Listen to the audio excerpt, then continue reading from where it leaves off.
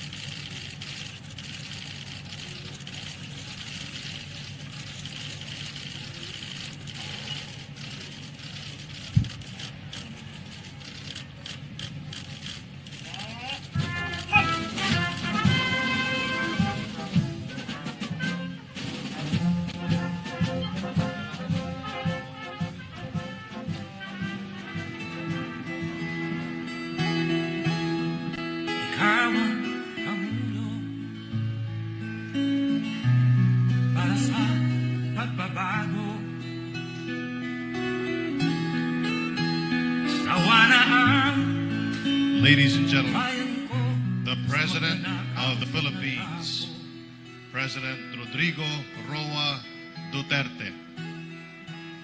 Madilim na kahapon, ikaw ang magaan.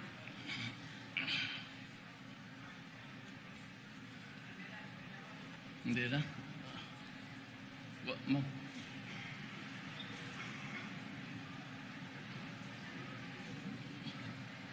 Kindly sit. Find your seats and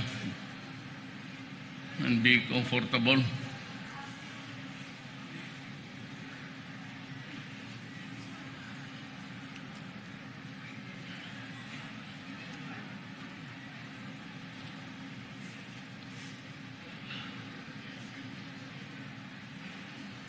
Good afternoon. I decided to cut short my visit to the Russian Federation due to the recent developments in Mindanao. Shortly before going back to the Philippines, I met with President Vladimir Putin in Moscow after official plans were changed to facilitate our meeting. I express appreciation for the warm welcome, hospitality extended to me and my delegation after their flexibility and understanding to reschedule our meeting. Russia is a true friend. While I have to immediately return to the Philippines, I have instructed the Secretary of Foreign Affairs to remain and meet with Foreign Minister Sergey Lavrov to discuss how to strengthen bilateral relations and to sign some agreements that have been already concluded. Also behind are the secretaries of relevant economic agencies to pursue arrangements that can best advance our shared interest to increase economic cooperation and enhance culture and people-to-people exchanges. We look forward to strengthening political and security relations with Russia and to building security cooperation framework attuned to the responsive of the present needs and challenges. The emergence of new forms of terrorism and the existence of non-traditional security threats reinforce the need to broaden and widen our network of friends and allies to strengthen our security cooperation.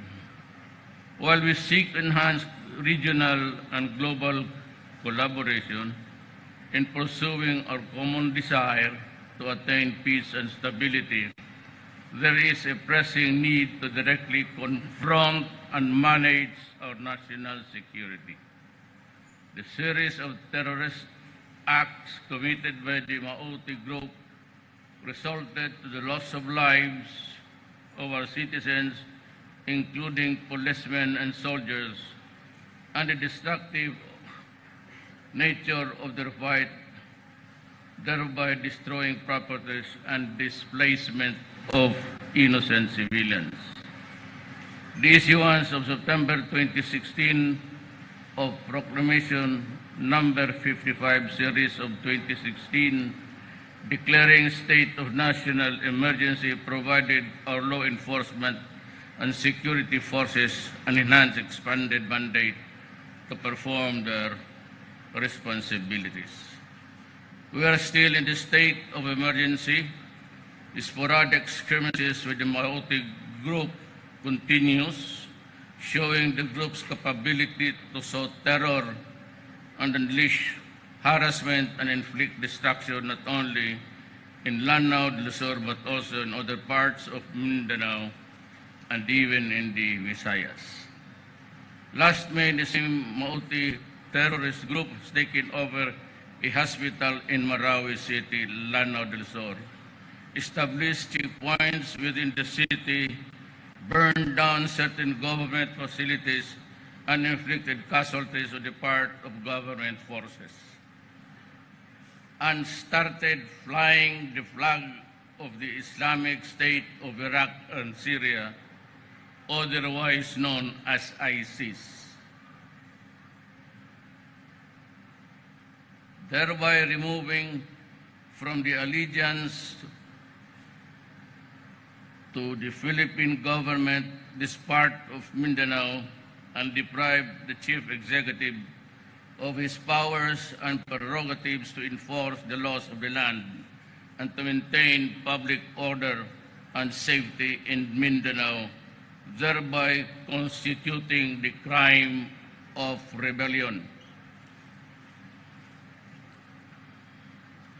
By virtue of the powers vested in me by the Constitution and by law, I had to declare martial law in the Mindanao Group of Islands for a period that exceeding 60 days, effective as of May 23, 2017.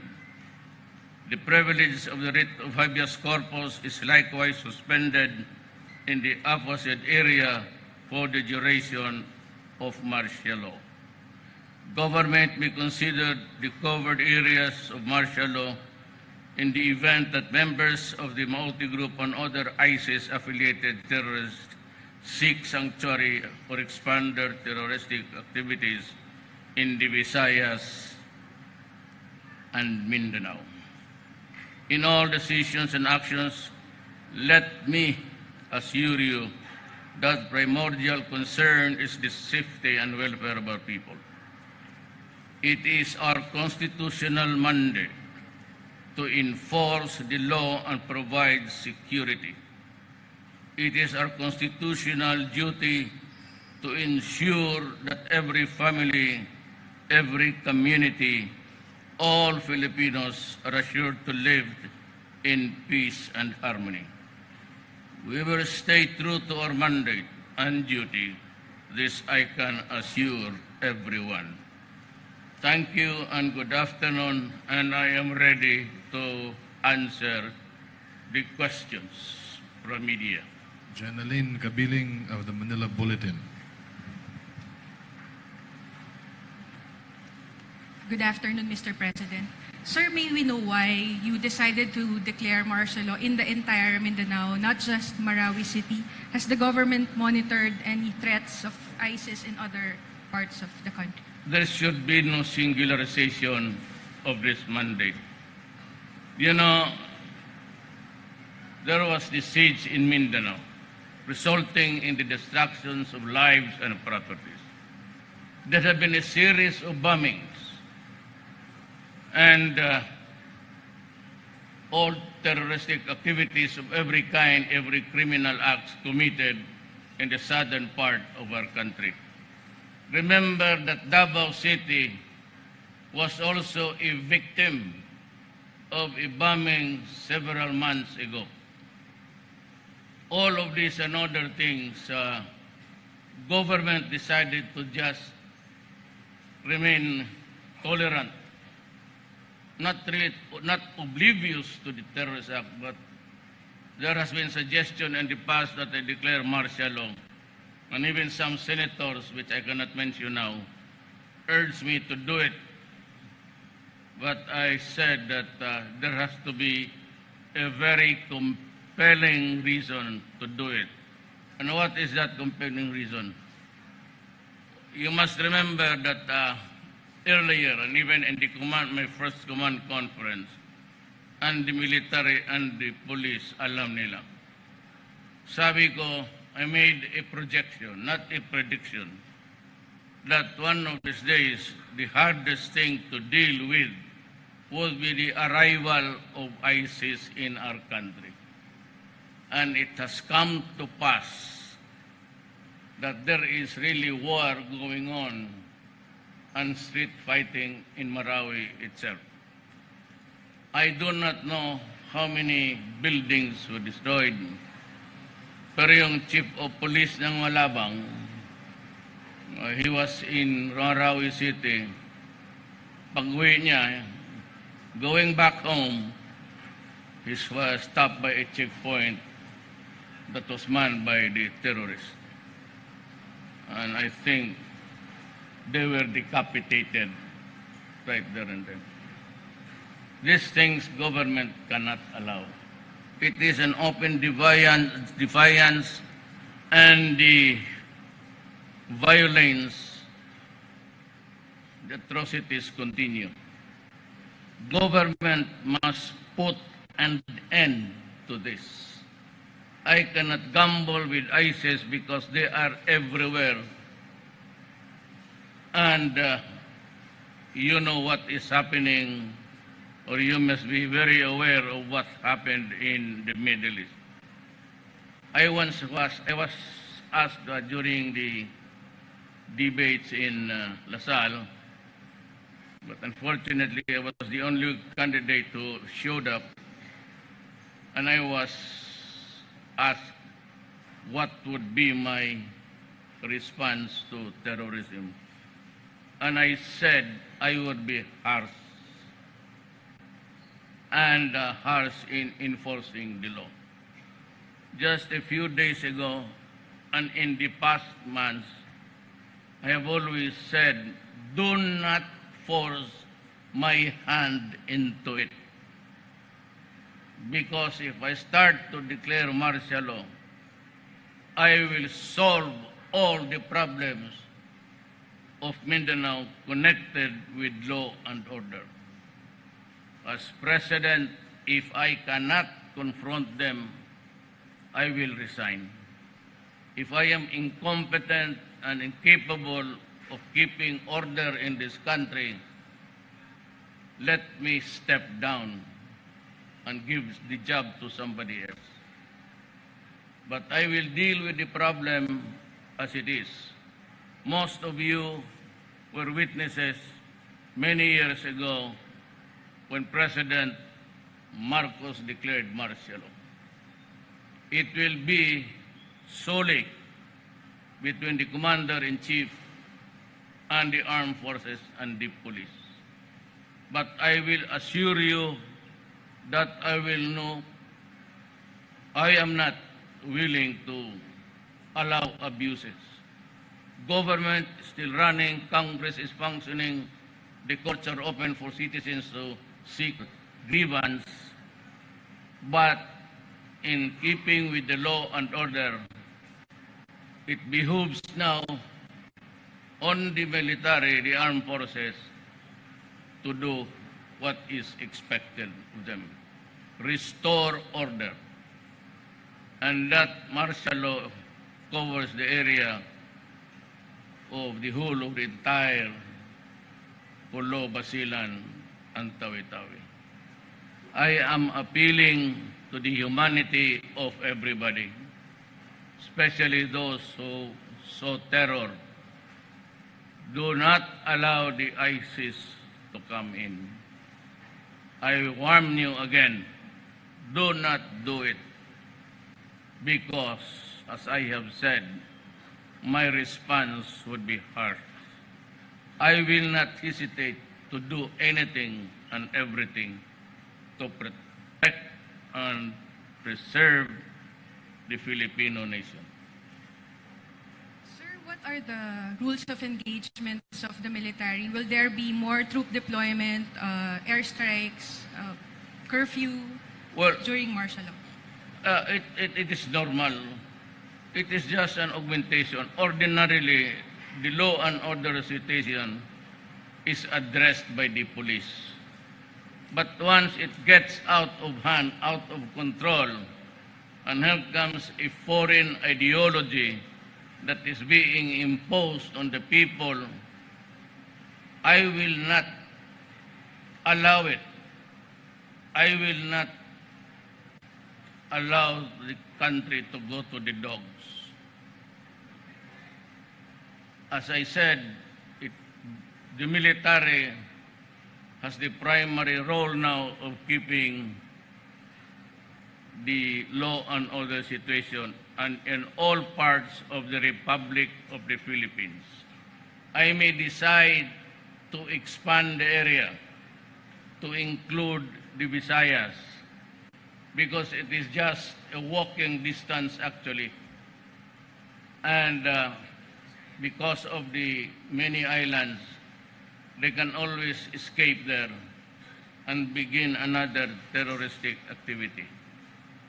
I have ordered the military, especially the Navy, to embargo the islands, especially the sea that separates Mindanao from the Visayas. I am just awaiting for the hard facts. I'll be meeting to the cabinet. I'll be briefed by all the commander of the area. I might also decide to suspend the writ of habeas corpus in the Visayas. Remember that this is not intended for the law-abiding citizen. We are the least of your worry.